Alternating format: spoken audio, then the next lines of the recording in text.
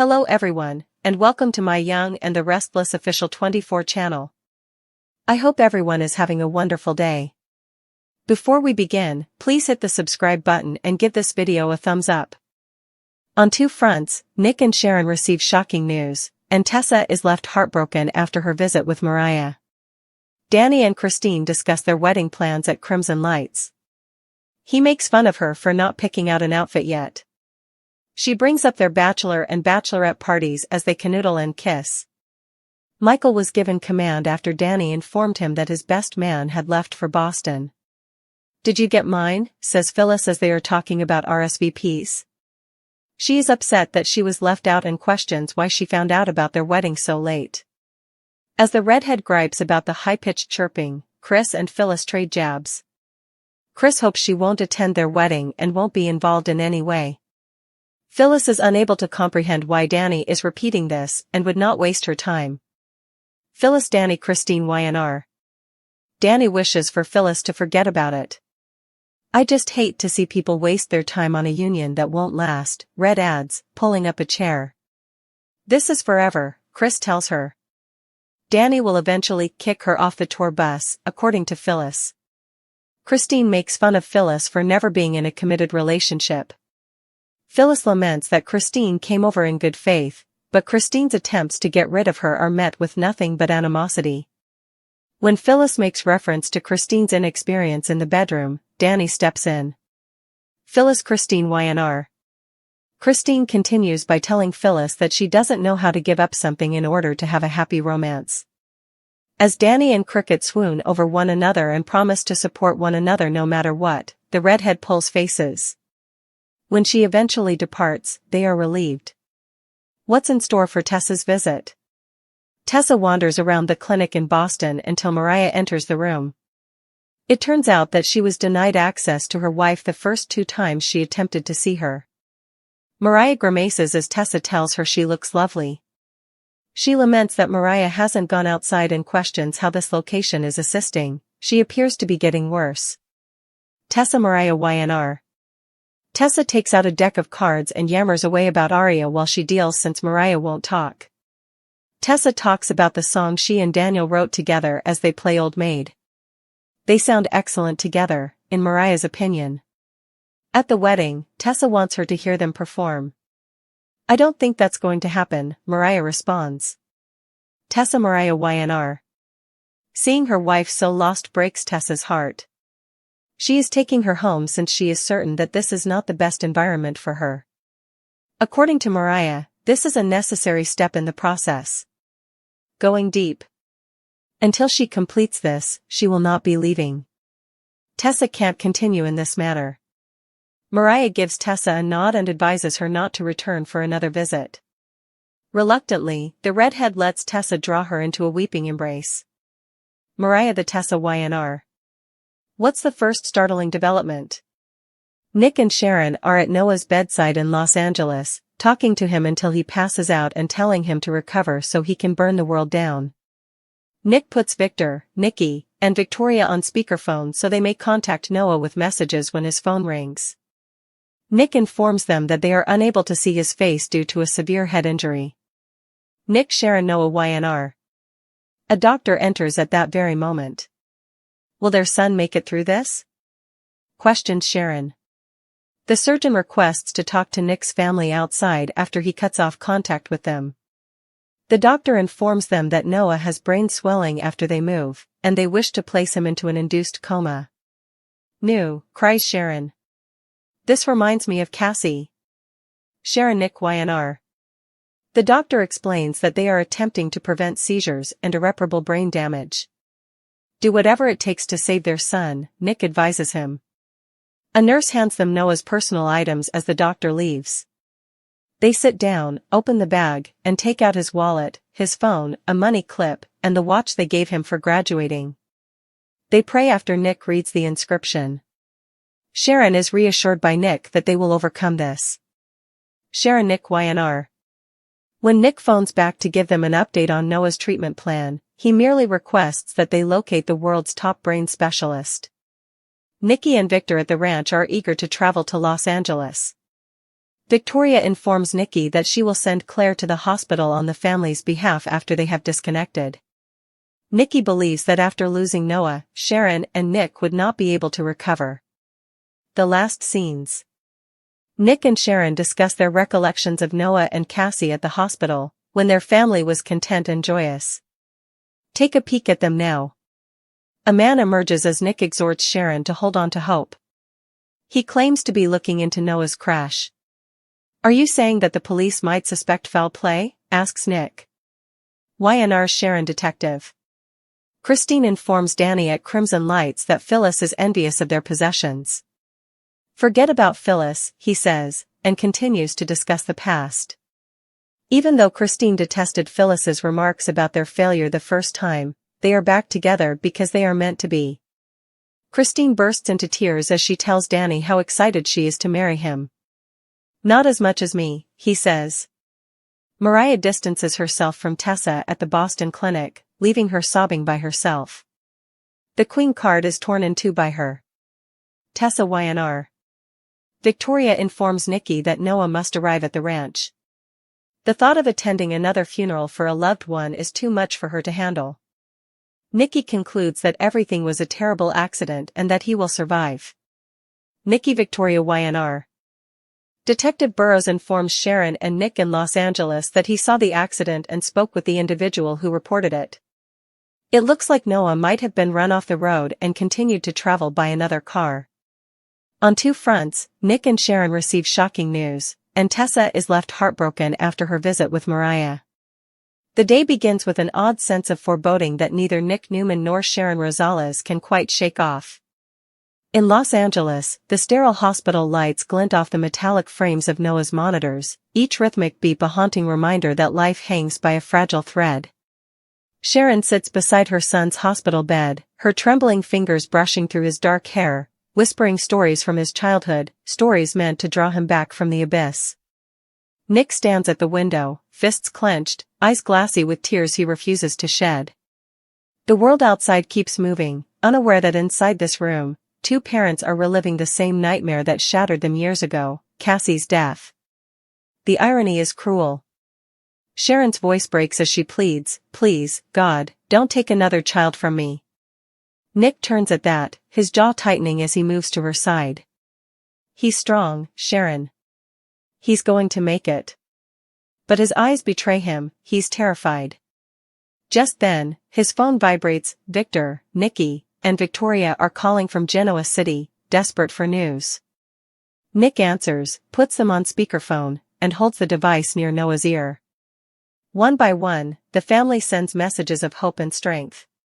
Victor's voice is steady but strained, Nikki's words tremble as she fights back sobs, Victoria's tone is firm, promising to handle everything back home. But before they can finish, the doctor enters the room, clipboard in hand, and the solemn expression on his face silences everyone. "Mr. Newman, Mrs. Rosales," he begins, his voice measured, "I'm afraid there's been a complication. Your son's brain is swelling. We need to place him in an induced coma." The air leaves Sharon's lungs. She clutches Nick's arm, shaking her head violently. "No, no, not again. Please, not this." The doctor explains that it's the best chance to reduce the swelling, to prevent seizures, to give Noah's body time to heal. But all Sharon hears is the echo of Cassie's name in her mind, that endless hospital night when hope slipped away from her fingers. Nick grips her shoulders, grounding her. "Do it," he says firmly to the doctor. "Do whatever it takes to save our son." The doctor nods and leaves, his footsteps fading down the hall. A nurse returns moments later with Noah's personal effects, a small plastic bag holding his wallet, phone, money clip, and the watch they gave him when he graduated. Sharon takes the watch, her tears falling onto the metal as Nick reads the inscription aloud, "To our son, follow your dreams, we'll always believe in you." The words cut deep. Sharon buries her face in her hands as Nick wraps his arm around her, whispering, "We'll get through this, just like we always have." Meanwhile, across the country in Genoa City, life continues, and with it, a different kind of emotional storm brews at Crimson Lights. Danny Romalotti and Christine Blair are tucked into a corner booth, sipping coffee as they discuss wedding plans. There's a playful sparkle in Danny's eyes as he teases, "You still haven't picked an outfit, have you?" Christine laughs, pretending offense. "I'm waiting for the perfect one, something that makes you realize what you're getting into." They share a smile, their fingers intertwined across the table. She mentions the upcoming bachelor and bachelorette parties, her tone light and teasing, while he makes a joke about how he's too old for wild nights. Their laughter fills the coffee shop, a bright contrast to the tension elsewhere. Michael Baldwin enters just in time to hear the tail end of their conversation, and Danny grins. "Michael's the man in charge now that my best man's gone to Boston," he says. Michael accepts the role with mock solemnity, joking about how he'll make sure Danny doesn't run away before the ceremony. The mood is jovial, until a sharp voice cuts through the laughter. "Did you get mine?" Phyllis Summers appears at the counter, red hair blazing, eyes sharp with irritation. She's talking about RSVPs, but her tone drips with resentment. "I mean, I assume I'm invited since everyone else seems to know about your little wedding except me." Christine's smile fades. "Phyllis," she begins coolly, "you found out because you weren't supposed to." The tension is immediate. Phyllis crosses her arms, glaring. "Really classy move, Christine. I had to hear about it from someone else. Guess I'm not high-pitched enough for the guest list." Christine raises an eyebrow. "We just didn't think you'd want to come. After all, you've never exactly been a fan of my happiness." Phyllis smirks, pulling up a chair uninvited. "Oh, don't flatter yourself. I just hate to see people waste their time on unions that won't last." Danny exhales heavily, already regretting not walking away sooner. Christine leans forward, voice firm but controlled. "This isn't a waste, Phyllis. This is forever." Phyllis laughs coldly. "Forever? Please. You really think he's not going to get bored and kick you off the tour bus again?" Danny winces, but Christine doesn't flinch. "At least I'm not afraid of commitment," she shoots back, "which is more than I can say for you." The verbal sparring intensifies. Phyllis rolls her eyes, muttering about how she only came over in good faith, but Christine's hostility makes it impossible. Then, with her trademark sting, Phyllis makes a snide remark about Christine's lack of experience in the bedroom. Danny immediately steps in, his patience snapping. "That's enough, Phyllis." Christine stands, looking down at her rival. "You don't know how to give up something to make room for love," she says evenly. "That's why you'll always end up alone." The words hit hard. Phyllis forces a smile, masking the flicker of pain behind her eyes. "We'll see who ends up alone," she says, gathering her things and strutting out, though her facade cracks the moment she's out the door. Inside, Danny and Christine share a long sigh of relief, leaning into each other. "Well," Christine murmurs, "that went about as expected." Danny chuckles softly, brushing a strand of hair from her face. "Forget about her. All that matters is us." He kisses her hand, and she smiles, whispering, "You're right. This time, it's forever." For the first time in years, she actually believes it. At that same moment, in Boston, heartbreak unfolds on another front. The psychiatric clinic's sterile corridors echo with the quiet hum of machines and the occasional squeak of shoes on linoleum.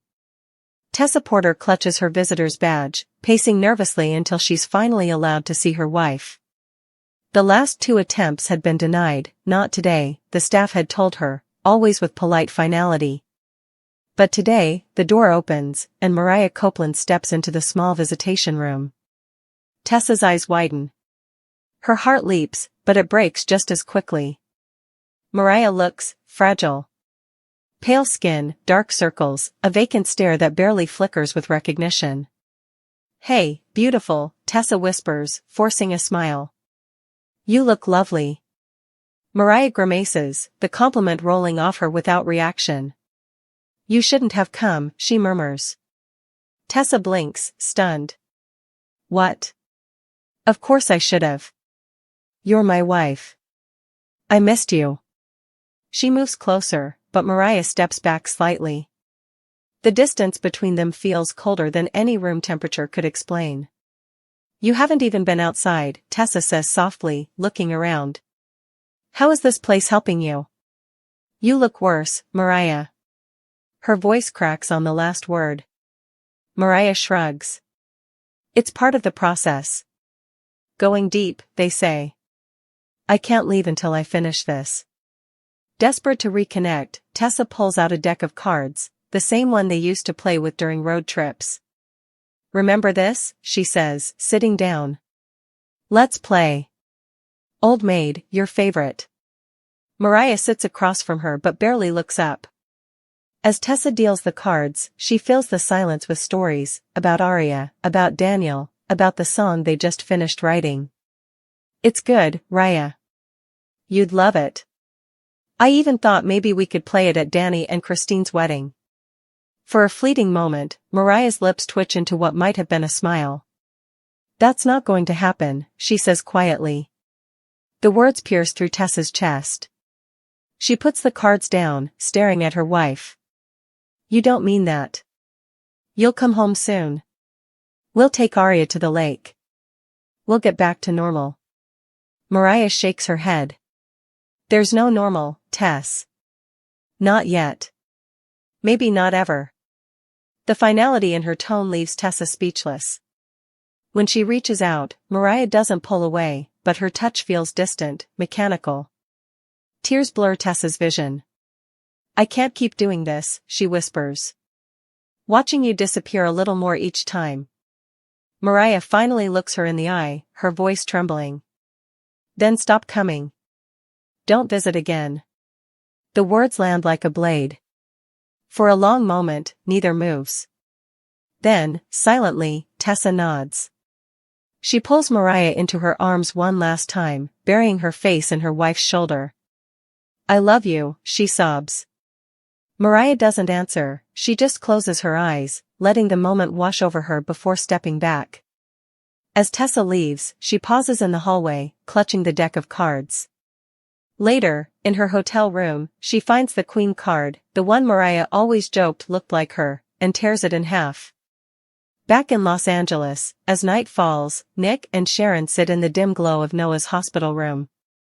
The rhythmic sound of machines fills the silence. Sharon whispers prayers under her breath, recalling memories of happier times, Christmas mornings, family picnics, laughter echoing through the house. Nick sits beside her, his hand resting over hers. Remember when he used to paint the barn red because he thought it would make Grandpa proud? Sharon nods through tears. He always wanted to make everyone happy. A small, sad smile crosses Nick's face. He still does. But the moment of quiet reflection is shattered when a man appears at the door. He's wearing a suit and a badge clipped to his belt. Mr. Newman? Mrs. Rosales? I'm Detective Burrows. I'm investigating your son's accident. Nick rises, instantly on alert. Investigating? The detective nods. Yes. I spoke with the person who called it in. Based on the damage and the witness statement, it looks like your son may have been run off the road. Sharon gasps, clutching her chest. You mean someone did this on purpose? Burrows hesitates. We can't say for sure yet. But it appears another vehicle was involved, one that didn't stop. Nick's jaw tightens, his voice low and dangerous. Find them. The detective nods. We will. As he leaves, Sharon sinks into her chair, whispering, why would anyone want to hurt Noah? Nick's gaze darkens as he looks at his unconscious son. Whoever did this is going to pay. Across town, Christine and Danny close up Crimson Lights for the night. Christine leans into him, eyes misty. I know Phyllis got under my skin, but she doesn't matter anymore. This time, I know we're meant to be. Danny smiles, cupping her face. Not as much as me, he murmurs before kissing her softly. At that same moment, in Boston, Tessa sits alone, her eyes swollen from crying. She looks at her wedding ring, twisting it between her fingers before setting it on the table beside the torn card. The silence is deafening. In Genoa City, Victoria stands in the ranch living room, telling Nikki that they should bring NOOO home if the worst happens. "I can't handle another funeral," she admits, her voice breaking. Nikki hugs her tightly. "We're not going to lose him," she insists. "We've had enough loss for one lifetime." But even as she says the words, her eyes glisten with fear. And in Los Angeles, Sharon and Nick cling to each other as the machines hum softly beside NOOO's bed, unaware that the truth about his accident will open wounds far deeper than they ever imagined. Hours have passed since Detective Burrow's visit, yet neither Nick nor Sharon can shake the dread that's settled over them. The once comforting hum of the hospital